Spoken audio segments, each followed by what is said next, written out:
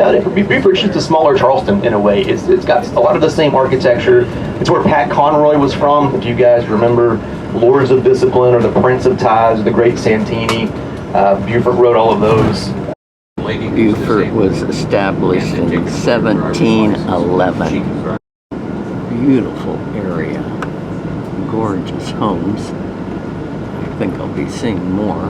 He's a native of Massachusetts, house. but he comes down here and opens a boys' school. It was built upon an existing foundation of a building that had built in the 1740s. It's purchased by Edmund Rhett in the early 1850s, who was the brother of Robert Barnwell Rhett. He remodels it. Edmund was hosting pro-secession talks in here, not necessarily rallies. Of course, he's not trying to get too openly about this, at least not from the beginning, but this is where some of these seeds of secession are laid here in South Carolina. During the Civil War, after the Union occupation, it's officers' quarters, it was a hospital, it was a paymaster station. There's also a large amount of existing Union soldier graffiti in there. One man wrote, quote, "Union forever." One guy drew a caricature of Abe Lincoln, and another man wrote, I guess he was trying to lay the groundwork for the first tour of Beaufort. He wrote, "This is Edmund Rhett's home. He had 42 field hands and 12 horses. In this house, the first meeting in favor of secession was held in 1851.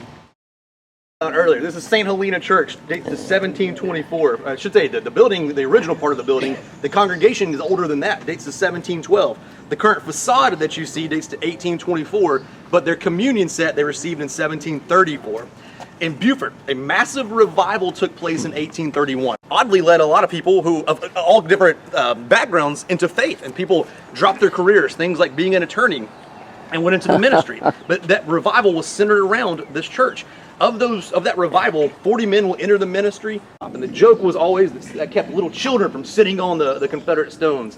You see the old stars and bars there, which was the first national flag of the Confederacy, and also Confederate veterans' graves often, not always, will have an iron cross in front of them as well, and I do see a couple of those off in the distance there. Well, it says John Barnwell.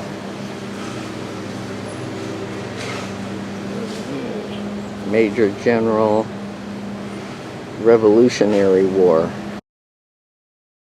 Gravel, this is all mussel or oyster shells in memory of Matthew somebody, first American rector of this congregation and provost of the academy, who was born again, aged 46 years. This is Richard Heron Anderson, Lieutenant General of the Confederate States. A likely explanation for these cubed tombstones is that the corners of the cube point up and down to indicate the directions of heaven and earth. But the congregation is older, it's to 1804. It cost $17,000 when it was finished, and its funding was led mostly by a wealthy preacher who was a former attorney. His name was Richard Fuller. He's one of those men who converted in 1831, so he put all of his good lawyer money to use and helped him build a church. It had 2,200 members. That's a ton of people for that time, and most of the members were slaves.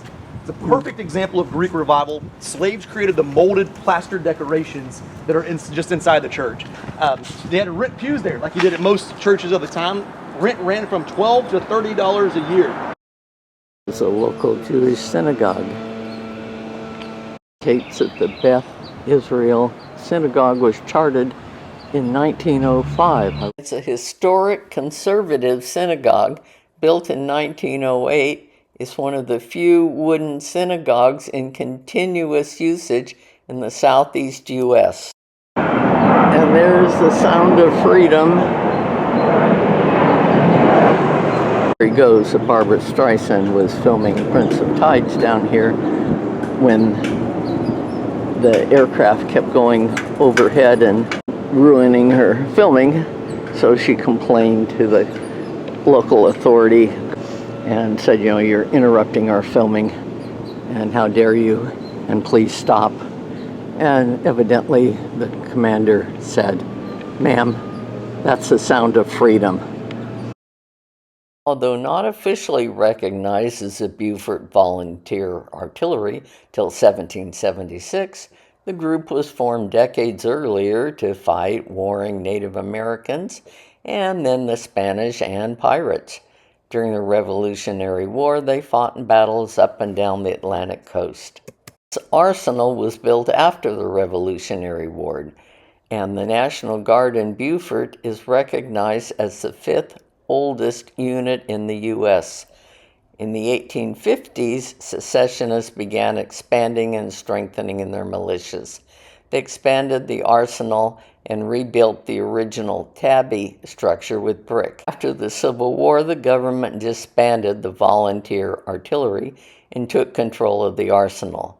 The National Guard and a sister organization of the Beaufort County Historical Society began maintaining a museum there in the 1920s.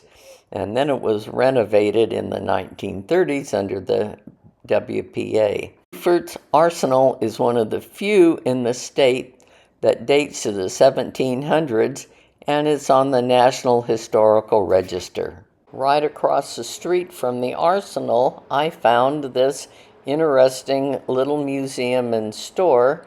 Found lots of information that was new to me, and much of it was sad.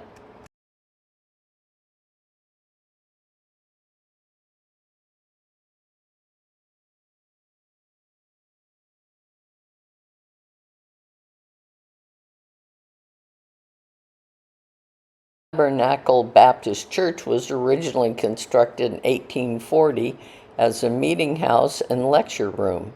In 1863, 500-member African American congregation, many of whom came from the Beaufort Baptist Church, acquired the Tabernacle building and continue to use it for worship today.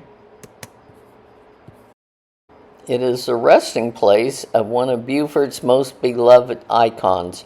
Robert Small was born into slavery in 1839. During the Civil War, he was stationed with a slave crew working on a steamship for the Confederate Army.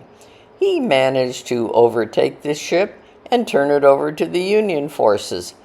Then he went on to a distinguished career of public service, including serving in the South Carolina House of Representatives, the U.S. Senate, and 4 terms in the U.S. House of Representatives.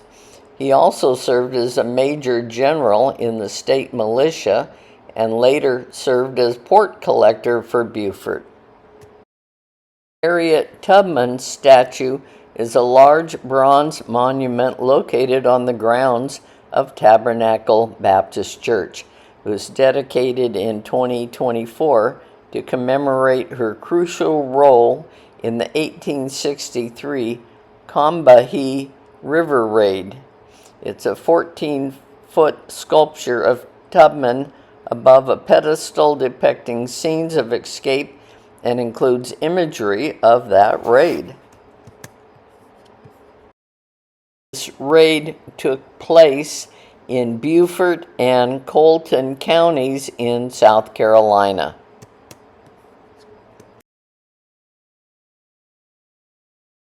Dedicated to those who selfishly and willingly served their nation during the Vietnam War. Their hearts were tempered in fire, their souls forged on the anvil of war. Glory of the moment was awarded, yet history will keep and honor them forever. Nor shall your story be forgot while fame her records keep. Someone named O'Hara said that. Station owners, summer homes. They dropped the Declaration of Independence, they go to war with England, and of course we know how that turned out. Beaufort, South Carolina is a small town with a population of about 14,000 people.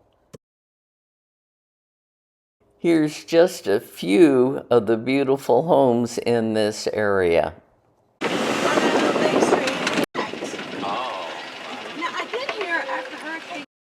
Our last stop was at the Pat Conroy Literary Center, which is dedicated to cultivating a passionate and inclusive reading and writing community.